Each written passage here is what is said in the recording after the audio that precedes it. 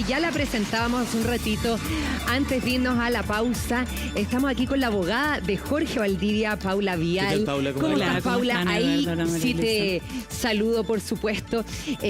Conocíamos el otro día lo que señalaba la Fiscalía y queremos saber como los hechos un poco cronológicos, sobre todo con esta segunda denunciante y la versión de Jorge, por supuesto, comparándola con la de la Fiscalía. ¿Cómo se conocieron ellos? ¿Efectivamente fue por Instagram? Sí. Bueno, sí. En un caso, porque tenía interés en hacerse un tatuaje. Él tiene, como la mayoría de los futbolistas, muchos tatuajes y quería hacerse uno. Ella es muy reconocida en ese ámbito. Así que tuvieron una breve reunión en el departamento de ella y coordinaron, y ahí yo creo se generó, ¿no es cierto?, un vínculo, un interés, no sé, una buena relación y finalmente quedaron él la invitó a su cumpleaños el día sábado.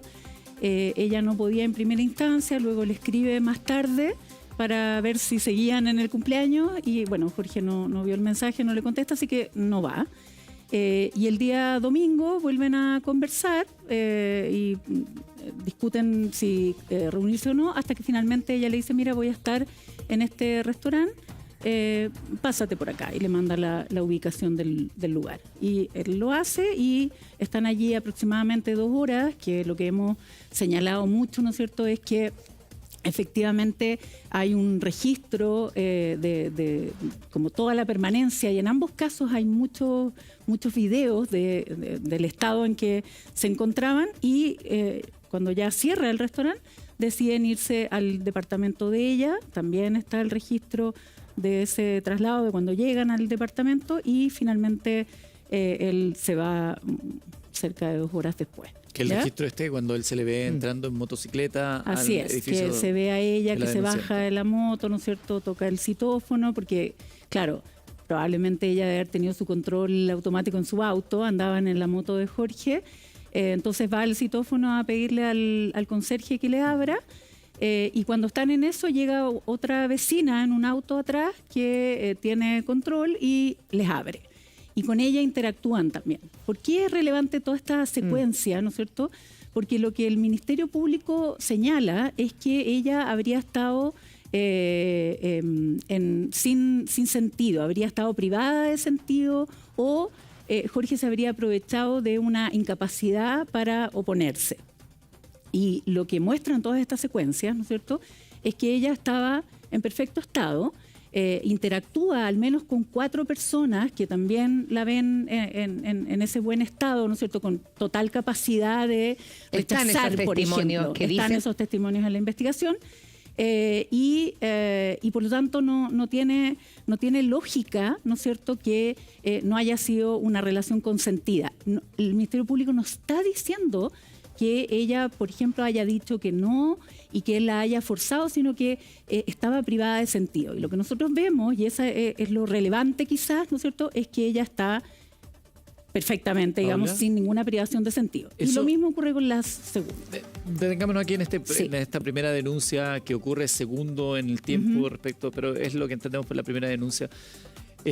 Tú has señalado que estás cansada de las mentiras de la Fiscalía. Sí. ¿Esta sería una de esas mentiras? Señalar que la persona estaba sin consentimiento, no obstante que hay testimonios que aclaran lo contrario, de acuerdo a la versión de ustedes.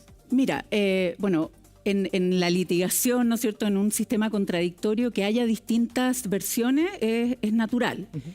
Mi problema no tiene que ver con eso. Yo entiendo que la Fiscalía tenga otra posición porque en el caso de esta primera, ella dice que no se acuerda, ¿no es cierto?, de lo que ocurrió, tiene como un blackout, dijo el Ministerio Público, que también es importante aclararlo, y ese es el tipo de detalles que el Ministerio Público de los que abusa públicamente, ¿no es cierto?, porque el blackout es un problema de memoria, no de conciencia.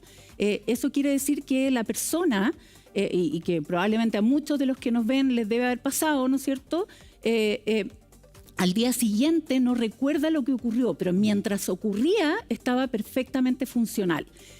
Esto es así en su caso muy evidentemente, ¿no es cierto?, porque ella dice que el blackout lo tiene desde el restaurante. Y entonces ver estas imágenes en donde ella se ve funcional, tomando sus cosas, recordando, por ejemplo, que tiene que llevarse el teléfono, yendo en una moto atrás, ¿no es cierto?, llegando a su casa, bajándose, en fin, saludando a la vecina, son todas evidencias de que sí existía esa funcionalidad. Una cosa es no recordar lo que sucedió y otra es no haber estado en plenitud de tus funciones como para tomar decisiones en aquel momento. Lo que exactamente. Y la evidencia que hay es que esa situación de falta de sentido no existió. Pero además también son muchas. Yo en verdad lo he dicho así como bien molesta, ¿no es cierto? Porque finalmente, a pesar de que los asuntos se resuelven en tribunales, por supuesto que el ambiente, el contexto que se genera es relevante. Genera una opinión pública. Genera opinión pública y eso presiona, ¿no es cierto?, a los jueces, a los mismos fiscales. Y también en este caso, entonces, ha abusado en una información que saben es equívoca, ¿no es cierto?, por ejemplo, respecto del toxicológico. ¿No es cierto? Vamos a eso, porque ahí salió que tenía un ansiolítico, que bueno, que ese es el resultado del examen que se supo. Estamos a la espera del otro caso que pasa con el toxicológico para ver ahí cuál sería la diferencia. Pero vamos con eso. ¿Cuál es la versión? Lo que pasa, María Luisa, es que en ese toxicológico, tal como ha señalado la Fiscalía, efectivamente aparecen varias sustancias que ella ingiere, consume, ¿no es cierto?, habitualmente, como la cocaína, por ejemplo, como la ciclobenzaprina y otra que se llama, lo tengo que decir como técnicamente aparece, 7-aminoclomazepam, ¿ya? ¿Qué ocurre con estas dos últimas, ¿no es cierto?, la ciclobenzaprina y el clonazepam? Que tal como aparecen en el toxicológico, y esto es una información científica, no lo estoy diciendo yo, que no tengo por qué saber de esto, ¿no es cierto?, y nosotros hicimos una pericia en ese sentido, dan cuenta de las últimas trazas, ¿no es cierto?, solo aparecen en orina, no aparecen en la sangre, que significa o supone que estas sustancias se consumieron al menos 72 horas antes de que se haga el examen. Y ella se lo hace inmediatamente al día siguiente, ¿no es cierto? Es decir, estaremos hablando de, 20 horas. Eso quiere decir que por lo menos 2 días antes, ¿no es cierto?, ella tomó estos medicamentos.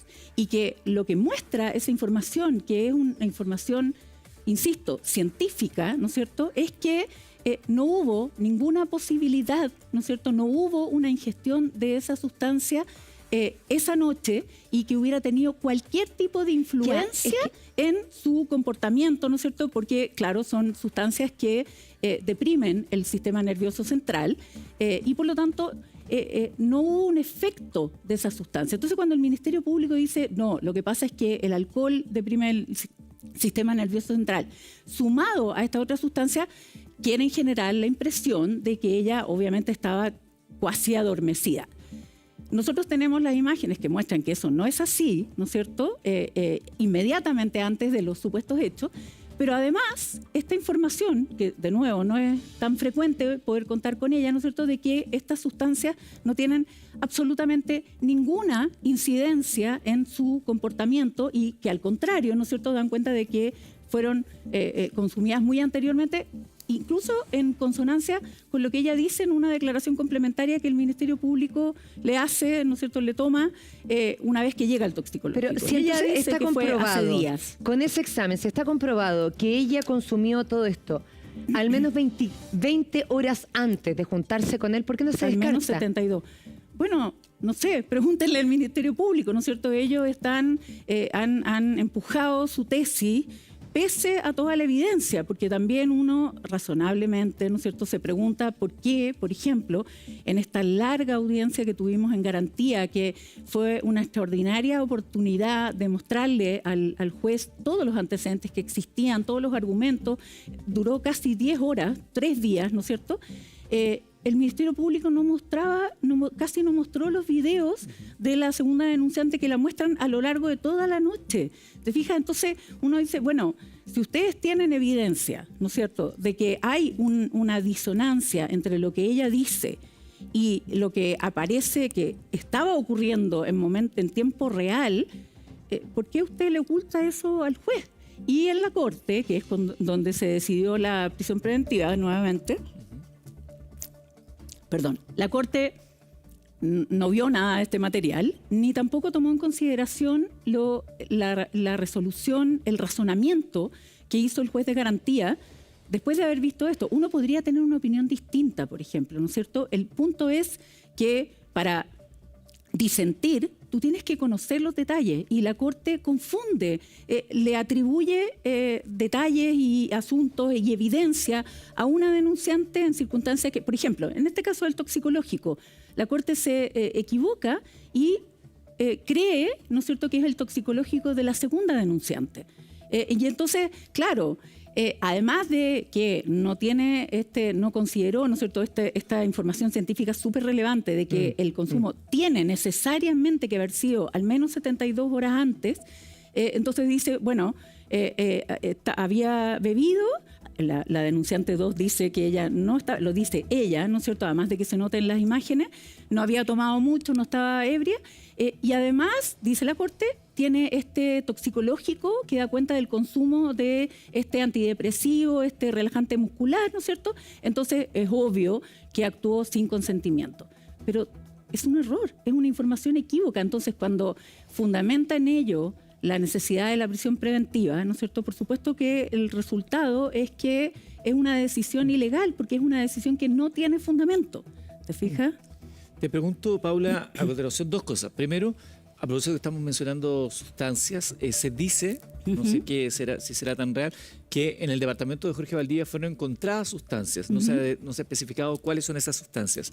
Te pregunto eso por un lado, y luego aprovecho a preguntarte por la primera vez que Jorge Valdivia queda en prisión preventiva, la jueza Eli Rothfeld dice, a propósito de las conversaciones, dice que deben verse en la perspectiva contextual, es decir, ella señala no recordar nada y por lo cierto aborda amistosamente al día siguiente al imputado con el objeto de averiguar lo que pasó, y me parece sincera la conversación.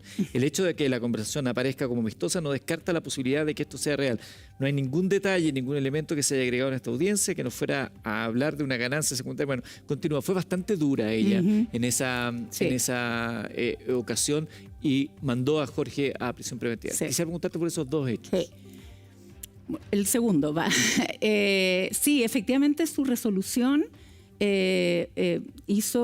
tomó varios elementos que quizás uno lo puede entender porque los controles de detención se tienen que realizar dentro de las 24 horas. Generalmente, ¿no es cierto?, hay menos oportunidad de chequear alguna de la información, sin perjuicio de que, por supuesto, cuando vas a decretar una prisión preventiva tienes que ser especialmente cuidadoso. Pero aparecía un supuesto testigo presencial, que es su ex pololo, ¿no es cierto?, que ya había demostrado que estaba muy atento y muy celoso a la presencia de Jorge Valdivia en la vida de esta denunciante, que nosotros también acreditamos que lo que él señala es imposible. Él dice, yo pasé frente al departamento manejando un auto, ¿no es cierto?, y vi que ella tambaleaba y vi no sé qué más, y nosotros demostramos físicamente, factualmente, ¿no es cierto?, que eso es imposible, que no hay ninguna oportunidad de tener esa visión y que el máximo que tú puedes ver es 3 segundos y sin detalle de lo que ocurre al interior. Es decir, estamos hablando de 3 segundos. Ese tiempo yo logré, ¿no es cierto?, ver o no ver. Entonces, que no es tal testigo presencial. Luego la Fiscalía tendrá que investigar por qué él miente en su declaración, ¿cierto? Además, dice, ella no recuerda lo que ocurrió, ¿no es cierto?, y que fue la tesis del Ministerio Público, ¿no es cierto?, pero rellena esa amnesia, esa falta de recuerdo con un acto contra su voluntad, un acto en que se hubiera aprovechado de esta falta de sentido. Pero, de nuevo, científicamente eso no tiene sustento, no tiene asidero, porque ¿por qué si la vimos en muy buen estado? Esos videos los vio, la magistrada vio que ella se trasladó en la moto atrás, ¿no es cierto? Incluso señaló, se puede llevar un paquete así, no se caería, bueno, en fin. Consideró una serie de antecedentes y dijo ya, yo creo que sí hay razones para estimar que podría haber habido, el estándar en la prisión preventiva es más bajo que el de las condenas, ¿ya? Entonces, podría haber una violación, podría ella haber estado sin sentido y además está claro que participó Jorge Valdivia y se necesita esta prisión preventiva. Pero luego la Corte revisó esa decisión, ¿no es cierto? Y revocó la prisión preventiva porque tuvo acceso a estos antecedentes que desvirtuaban los originales. Respecto a las sustancias. En cuanto a la sustancia, todavía no estaba el toxicológico. Ese apareció recién en la segunda revisión de la Corte. Encontrar en el departamento. Ok, esa es la segunda pregunta.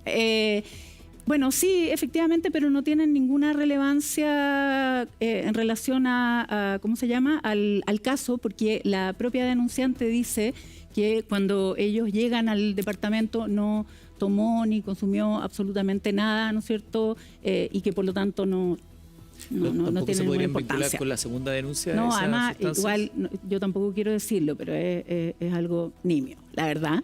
¿Pero qué es algo nimio, considerando que estamos hablando de un caso bastante grave para la opinión pública? ¿Marihuana? Marihuana, sí. Y en cantidades de uso personal, ¿te fijas? Pero quizás lo más importante, lo más bueno aclarar es marihuana, que, porque cuando uno habla de sustancias, se puede imaginar miles de cosas. Sí. Bueno, pero es que eso es el Ministerio Público. Entonces, finalmente yo, ¿qué voy a hacer? De verdad, es instalar estos mensajes equívocos, ¿no es cierto? Yo creo en una litigación leal. Además, el Ministerio Público tiene un principio que debe respetar, que es el de objetividad, que claramente acá no ha respetado, ¿no es cierto? Porque se ha empecinado en su acusación, en su imputación, pese a la evidencia que tiene en la carpeta investigativa. Y eso a mí me parece especialmente grave porque lo hace con esta línea de farandulización. Pero solo ¿no es el cierto? Ministerio Público, porque Jorge Valdivia está hoy día en prisión. Es más que el Ministerio Público. Claro, pero es que eso incide. Además, yo lo he señalado, ¿no es cierto? La resolución de la Corte que lo deja de nuevo en prisión preventiva es una resolución especialmente equivocada, ¿no es cierto? Comete estos errores súper graves y además quien estaba presidiendo esa sala es justamente quien en la primera oportunidad estuvo por dejarlo en prisión preventiva. Entonces, obvio que iba a intentar mantener su decisión, máxime considerando que cuando se vio la primera apelación, a pesar de que todavía no estaba reformalizado, todavía no se había planteado la formalización del segundo caso, este sí fue un argumento. La Fiscalía señaló que existía esta nueva denuncia, según ellos, ¿no es cierto?, con este patrón de conducta, con cuestiones similares, también introduce la idea de la droga, ¿no es cierto?, y señala que a pesar de que todavía no hay formalización, se había fijado una fecha y en consecuencia dice, son 2 los casos. Pese a ello, la Corte ordenó que se dejara sin efecto la prisión preventiva. Vamos a garantía nuevamente, se produce esta larguísima audiencia con todo el material y el juez en una resolución muy bien construida, con mucho sustento, dice, el Ministerio Público intentó denodadamente demostrar, ¿no es cierto?, que efectivamente habían ocurrido estos delitos. Y sin embargo, eso no fue posible, porque la defensa mostró este contraste muy impresionante, ¿no es cierto?, entre lo que señalan en sus declaraciones, particularmente en el caso de la segunda, y lo que nosotros podemos observar de esa noche, que a diferencia de lo que dice el abogado querellante, ¿no es cierto?, no es parcial, es una secuencia, es como un poco terrorífico para efectos de cómo estamos expuestos a esas cámaras de seguridad, pero que hace toda la... en este caso, afortunadamente, ¿no es cierto?, toda la secuencia, desde que están en el restaurante, se trasladan caminando a la discoteca, están cerca de 2 horas en la discoteca, en cada uno de los espacios en los que están, todas esas imágenes están, todas larguísimas. Obvio que no es posible, al juez sí exhibírselas enteras, en televisión probablemente eso no sería posible, pero que hacen todo el recorrido, la llegada al departamento y luego de un rato de estar en el departamento, la salida de ella, en donde en todo momento se las ve en perfecto estado, a diferencia de lo que señala en su declaración. Ahora, Paula, quiero que aclares algo. Primero, tú dices entonces que la Fiscalía faranduliza un poco el caso. También lo he dicho, sí. Y por otro lado, que los tribunales ponderan mal, porque yo te escucho, igual me preocupa como chilena decir, chuta, depende que me toque en la sala, depende quién es, entonces uno se va un día a prisión preventiva, después a arresto domiciliario, después a prisión preventiva. ¿Tan liviano es? O sea, ¿es tan subjetivo que alguien esté en prisión preventiva? O sea, no debiera serlo, y es, por cierto, una opinión compleja, ¿no? Particularmente en esta resolución, eso es lo que ha ocurrido. Se decretó una prisión preventiva sin antecedentes para ello, ¿no es cierto? Con errores, y eso sí, es gravísimo. O sea, los jueces, yo no diría que es la regla general, ¿no? Pero evidentemente, en el primer caso, como digo, bueno, quizás se justificaba por la premura, ¿no? Pero luego la Corte revisa con más antecedentes y dice, no, pues no corresponde porque es evidente que acá estamos viendo que ellas actuaron con consentimiento. Y luego vuelve a garantía, con más razón se reafirma aún más que existió consentimiento, que no hay privación de sentido, ¿no es cierto?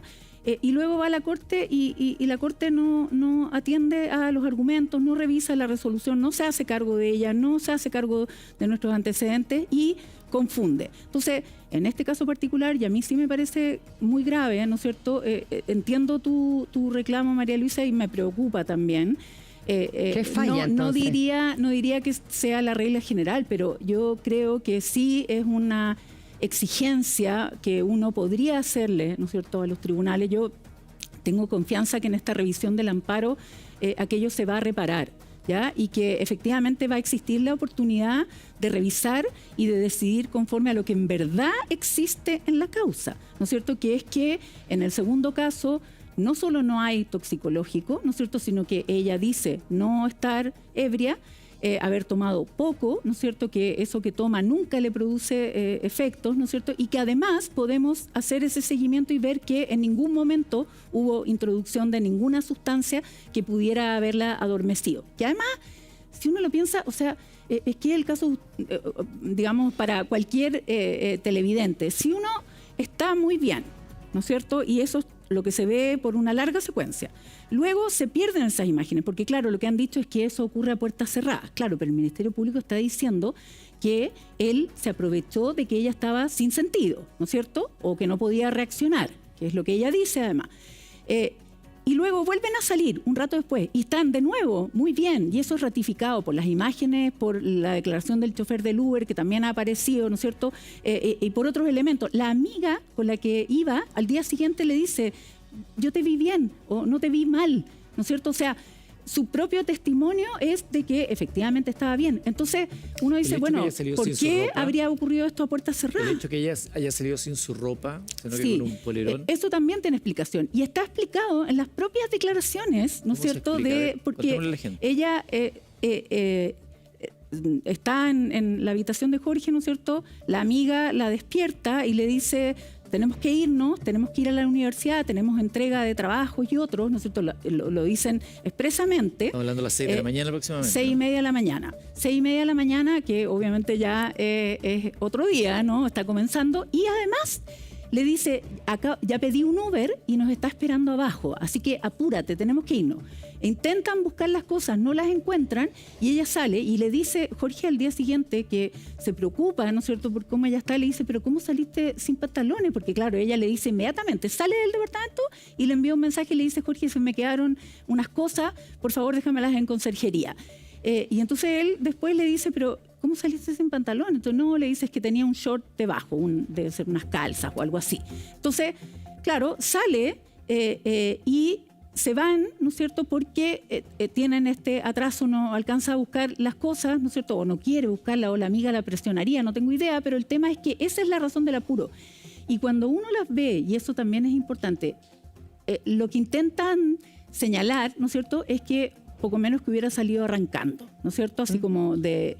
Ya. Lo que uno ve es la salida de ellas del departamento mientras esperan el ascensor con la mayor calma, con la mayor buena actitud, ¿no es cierto?, sonriendo, conversando, luego en el ascensor lo mismo, conversando, riéndose, abajo lo mismo, siempre enteras, sin tambaleos y otras cosas que han señalado, ¿no es cierto?, y luego ratificado por la declaración del conductor del Uber que dice yo las vi bien y no las vi afectadas. Ahora, Paula, pero convengamos hartas cosas. Ese WhatsApp que tú misma hablas de Jorge Valdivia es un WhatsApp que lo complica, que él le pregunta si que esté conversando del tema de lo que había pasado la noche anterior, si es que sentía que la había... Primero le pregunta, ¿estás bien? ¿Sentiste que te forcé? Es como que él se estuviera acusando en ese WhatsApp.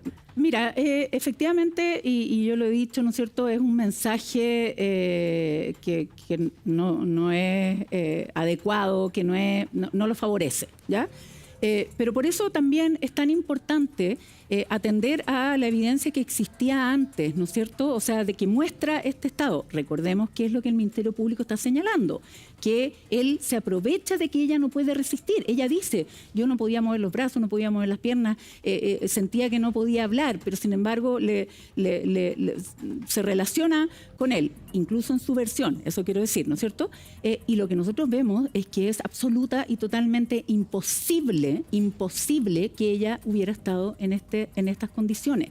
Porque además de que no hay ninguna introducción de sustancias, las sustancias no funcionan de esa manera, ¿no? No tienen como lapsus, porque ella dice cuando se trasladan de la discoteca al departamento, ¿no es cierto? Ella también dice que ahí tiene como una especie de blackout, como que se le apaga la tele, que se va a negro, que también lo ha dicho el Ministerio Público, como la primera ocasión en que ella sufriría un abuso, ¿no es cierto?, y que no puede resistirse. Entonces, su secuencia ilógica, nada científica, es que está perfectamente bien.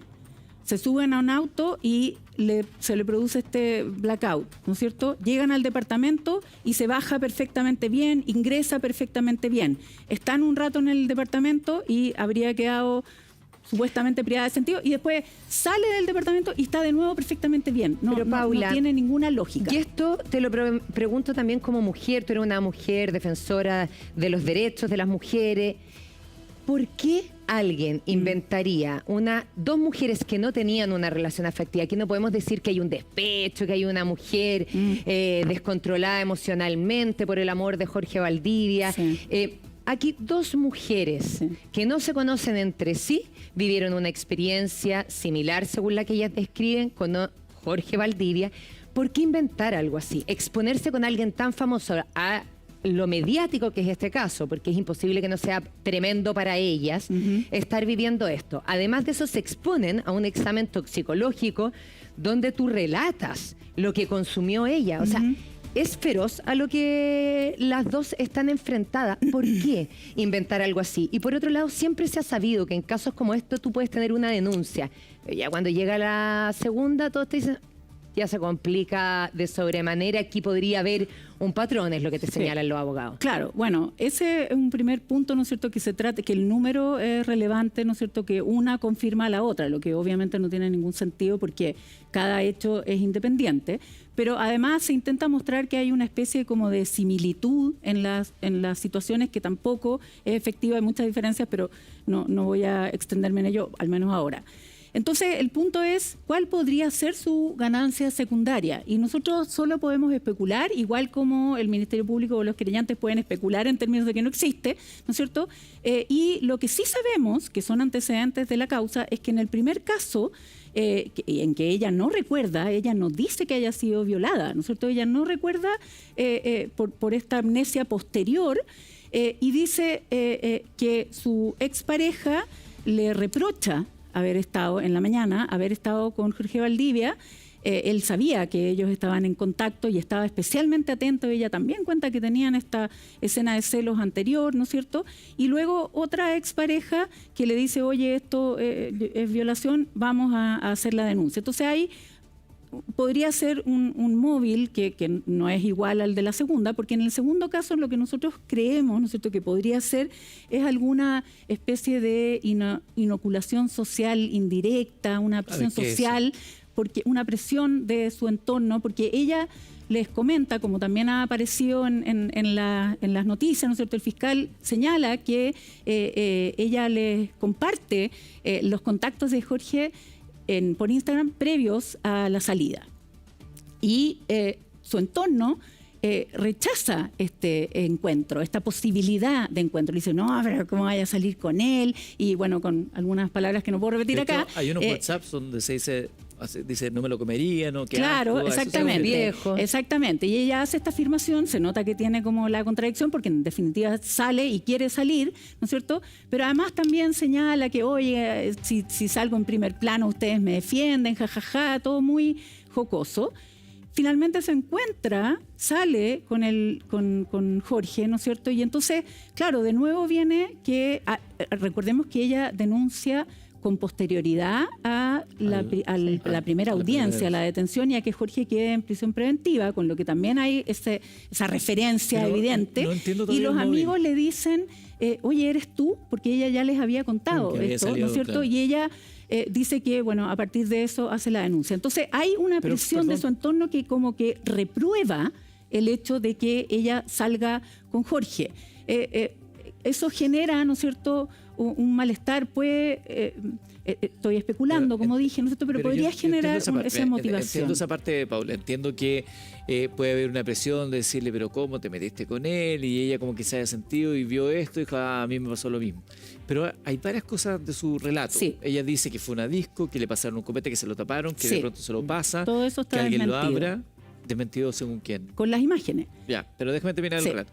Que lo pasa, que ahí vuelve ya sin, como que dando a entender tapa, que ahí alguien lo pudo haber, que después va, que no quiere estar, pero termina ahí, que la amiga después de 3 horas la busca y se van. O sea, una serie de cuestiones, porque independientemente que haya estado o no ella privada de conciencia para tomar decisiones, que ya podría, tú lo estás descartando, pero también hay un momento en que el no es no y que la persona podría haber dicho, ¿sabes qué? Ya, buena onda, llego hasta acá, pero no quiero nada más. Por supuesto. Y que él haya insistido. Pero eso no ocurrió. Es que cuando uno lee el mensaje de él, después cuando dice, pero te sientes bien, te sentiste presionada, uno podría entender que a lo mejor sí hubo un no de parte de ella y hubo una insistencia de parte de él. No, porque entonces simplemente no habría hecho la pregunta. Lo que él quiere es preocuparse, mostrar, ¿no es cierto?, que efectivamente hay un interés por su bienestar, porque además esos mensajes tienen un contexto. Pero, Paula, es una conversación. Sí, es que Eduardo, no voy a discutir que el mensaje podría ser es leído inadecuado. De otra manera, claro. Está mal fraseado. Si yo fuera el otro abogado, diría, evidentemente, él aquí reconoce lo que hizo y está tratando de ver hasta dónde está consciente de. Claro, pero eso no tiene sentido, porque lo que nosotros tenemos es la evidencia de lo que ocurrió en el momento, ¿me entiendes? Entonces, sí, es un mensaje, y nos hemos hecho cargo de eso, es un mensaje que está, desde luego, mal fraseado. Hay un interés de él por a una persona que recién venía conociendo, si se sintió bien, si lo que ocurrió, ¿no es cierto?, es algo que fue, qué sé yo, agradable para ambos, como apareció en el momento, pero que luego, independiente de eso, lo más importante respecto de, porque además nosotros sabemos que las comunicaciones son equívocas, ¿no es cierto?, pero independiente de eso, creo que es mucho más relevante evidenciar que lo que sí hay es pruebas, ¿no es cierto?, de que ella estaba consciente y que ella podía decir que no, y no lo hizo. Es más, no lo voy a decir acá, pero ella dice que le dice algo mientras está en ello, que da cuenta de que ella solo se preocupa, o sea, tiene como un mecanismo de autoprotección razonable en la relación entre dos personas, ¿no es cierto?, y que es evidencia de consentimiento. Ella le dice a Jorge durante la relación eso. Él le dice que se proteja, ¿ya? Eso junto con todas los demás antecedentes, dan cuenta de que efectivamente fue así. Entonces, yo estoy de acuerdo, María Luisa, con que es muy importante la protección de las mujeres. Sé que hay 2 ámbitos, ¿no es cierto?, en términos de, y esto de que el no es no, y qué sé yo, pero en el ámbito de estas conductas, lo que prima, ¿no es cierto?, es la afirmación conductual, es la posibilidad de revisar si es que el material muestra que no hubo ese consentimiento, y acá eso no ha ocurrido. Y cuando el Ministerio Público muestra, ¿no es cierto?, parcialmente algunas cuestiones, omite, por ejemplo, los videos para mostrar que ella está bien, omite y muestra además, porque tampoco es que no haya mostrado material audiovisual, ¿no es cierto?, muestra un único último video de 6 segundos que el fiscal ha machacado con él, ¿no es cierto?, que en realidad es un video que él no entiende lo que ella dice, pero se entiende perfectamente, y que ella le hace una seña y le dice a la amiga, camina, hueona. Entonces, hay ahí una mala fe en la forma de entregar la información que genera opinión. Pero y eso es lo importante, ¿no es cierto? Está bien, sí. La manera en que se entrega obviamente genera opinión pública y eso lo puede perjudicar mucho, y era lo que hablábamos antes. Pero te quiero preguntar 2 cosas y al revés. A propósito del WhatsApp, que quiero detenerme un poquito en el WhatsApp nuevamente. ¿Sabes por qué, Paula? Porque te lo quiero preguntar al revés. Ajá. ¿Quién que tiene una relación sexual con otra persona Sí. se cuestiona siquiera al día después si es que esto fue forzado? O sea, esa pregunta, ¿quién la hace? Pero cuando alguien tiene una relación sexual, Sí. sale con alguien y te preguntan, ¿estás bien? ¿Te sentiste forzada? Pero a ver, ¿qué te lleva a algo así? Imaginemos que damos vuelta a la situación y que él efectivamente lo hubiera forzado.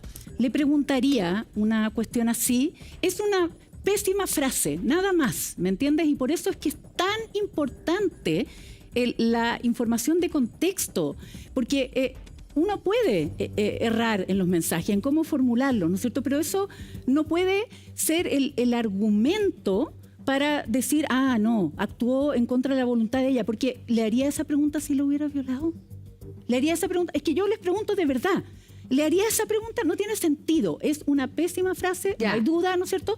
Pero tenemos se la por hace eso... ¿por qué crees tú? ¿O qué es lo que él te dice? ¿Por qué se la hace? Hay un contexto, ¿no es cierto? ¿Hubo algo malo que pasó? No, hay un contexto. Algo... Él no la conoce, se conocen esa noche, han tenido pocas conversaciones. Hay un contexto de interés, ¿no es cierto?, de generar, ¿no es cierto?, un buen ambiente, porque además, de nuevo, vuelvo a la conversación completa.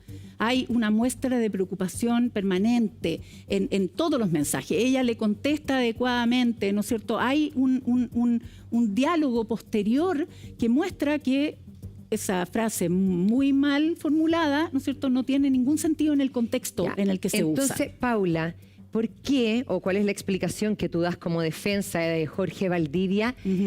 Ambas denunciantes tendrían lesiones.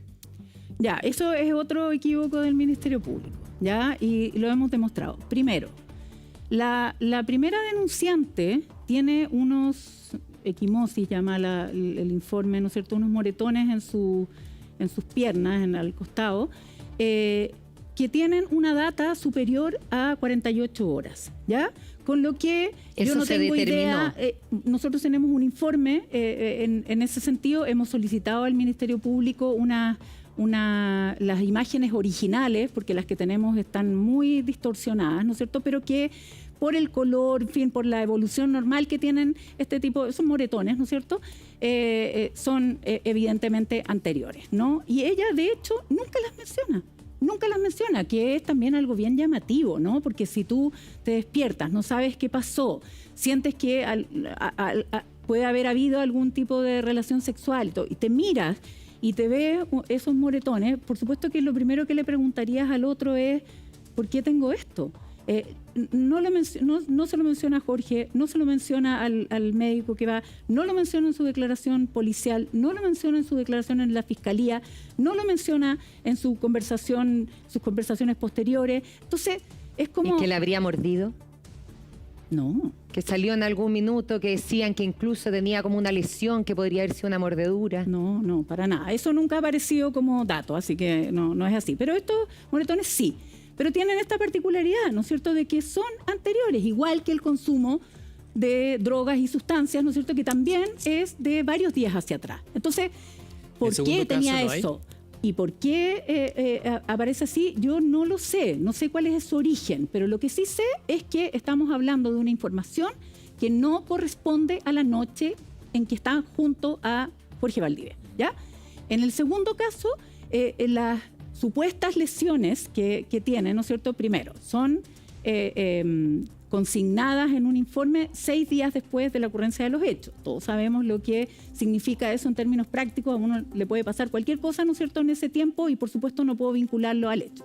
Pero además, y eso lo hemos señalado también porque es una evidencia, una muestra de la liviandad, de la falta de profesionalismo con que se ha llevado esta investigación, muestran y le hacen un círculo. O sea, no es como que, vean ustedes la foto y deduzcan ustedes cuál sería una lesión, sino que la policía marca esta supuesta lesión, el fiscal la presenta en audiencia como una lesión y es un tatuaje. Es un tatuaje que ella tiene anterior, ¿no es cierto? Y que el fiscal tiene que reconocer en audiencia de que existía ese error, que efectivamente hubo una equivocación. Entonces, al final, el tema es que, de nuevo, se instala incluso como un elemento común, como un elemento que hace que exista este modus operandi, que evidentemente no existe. O sea, si no hay posibilidad de hacer esa afirmación y de asociarlo a los supuestos hechos, hay una información que se está entregando muy equívocamente, y eso es grave porque genera opinión pública, porque además también permite confundir, por ejemplo, a la Corte, ¿no es cierto?, que no tiene todos los antecedentes a la vista, y genera resoluciones ilegales como las que está sufriendo, viviendo, ¿no es cierto?, hoy por hoy Jorge.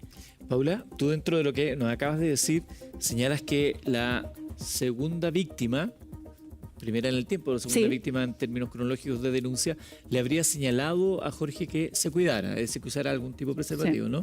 ¿Eso está avalado por el testimonio de ella también? Sí, eso lo dice ella.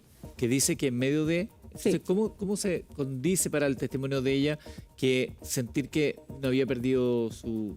Pero me imagino que se tuvo que haber conversado en ese minuto, alguien tendría que haber dicho. ¿Cómo dice que sí reconoce también que le pidió que se protegiera? Claro que lo hicimos. Por eso el juez de garantía, que vio todos los elementos, decidió que no había delito de violación y que no correspondía a la prisión preventiva. Claro, pero porque eso lo hizo la Corte.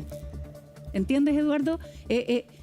Una decisión que tuvo a la vista toda la información, toda, con todos estos contraargumentos. De hecho, creo que ya lo dije, pero ya en tantos lugares no sé si lo he dicho, pero el juez razona y dice, el Ministerio Público ha hecho todo lo posible para convencerme de que efectivamente estamos en presencia de un delito de violación. Y eso no fue posible porque toda la evidencia que hay en contra y que ha mostrado la defensa y que proviene de la carpeta investigativa, no es una... muestra que el actuar de ambas denunciantes fue consentido y que no estamos en presencia de un delito de violación. Y luego la Corte desoye estos antecedentes, no los considera ni siquiera, ¿no es cierto?, y resuelve en base a errores, ¿no es cierto?, y en parte a la información que le entrega el Ministerio Público. Pero ojo, que incluso esos errores son tan importantes en el caso de la resolución de la Corte que es contradictorio con la propia información que el Ministerio Público le entrega. O sea, se equivoca incluso para efectos de la información del Ministerio Público. Entonces, claro, cuando tú tomas una decisión que no está basada en lo que existe en términos de pruebas en la investigación, obvio que el resultado es uno que es equivocado. Paula, sí, bien cortito, sí, efectivamente es así como tú lo dices y Jorge es inocente. ¿Ustedes van a hacer algo contra las denunciantes? No es. Nosotros vamos dando cada paso en su momento, ¿no es cierto?, y en orden. Nosotros ahora estamos enfocados en lograr que se revierta esta decisión ilegal, injusta, ¿no es cierto?, que él pueda salir de prisión preventiva como corresponde, que haya un tribunal que atienda a los antecedentes y resuelva conforme a ello, ¿no es cierto?, que vea que efectivamente es imposible que hubieran estado sin consentimiento, que como le imputa el Ministerio Público, ¿no es cierto?, y que, por lo tanto, si no hay delitos de violación, ¿no es cierto?, si la relación fue consentida como en los hechos fue, que lo que corresponde es que él no esté en prisión preventiva. ¿Te fijas? Entonces, ese es nuestro foco hoy y más adelante se verá, pero estos delitos son delitos súper complejos. O sea, todo el mundo lo pasa mal, ¿no es cierto? Estar pensando y anticipando acciones a mí me parece totalmente inadecuado. no sé cuáles son las motivaciones de ella, no sé cuál es su razonamiento, pero probablemente debe existir alguno y bueno, habrá que ver eso. Yo solo creo que lo relevante hoy es que se resuelva esta injusticia, ¿no es cierto? Y que se siga investigando. Correcto. Y que se siga investigando porque nosotros también hemos entregado información importante, por ejemplo, esta explicación del toxicológico que livianamente se ha entregado de forma errónea, ¿no es cierto? Paula Vial es la abogada Jorge Valdivia, estaba con nosotros, así como día atrás tuvimos el testimonio también de la Fiscalía. Era interesante conocer los dos lados. Solo Ya. si me respondes muy cortito lo último. No sé hacerlo, pero lo intentaré. ¿Qué pasó con el abogado Hermosilla cuando se fueron a saludar? Ya, bueno, y no lo claro. pescó? O sea, no, pues si yo he dicho que la Fiscalía ha farandulizado esta causa, ¿cómo voy a contar un cagüín? Pero No. fue muy evidente que él fue con mucho ganas, lo estábamos viendo en vivo. Todos tratábamos de... Es verdad, Sí. reconozcamos, se farandulizó un poco y todos decíamos, hoy le está pero diciendo, no, contigo no. Pero no es farándula, No te entender acerques. qué pasó. Yo lo saludé antes, le dije hola Juan Pablo. Pero ahí en ese momento fue como ¿Y ahí un por oso qué lo rechazaste? glorioso. Bueno, uno tiene su... No lo voy a contar, así que... Se va- El saludo no se daba va- para doble. No daba para doble, Se no va a daba coger para doble, alguna exacto. enmienda. No daba Gracias, pa' doble. Paula, por Gracias, darte el Paula. tiempo y venir para acá. A Que estés ustedes, muy muchas bien. gracias por la invitación.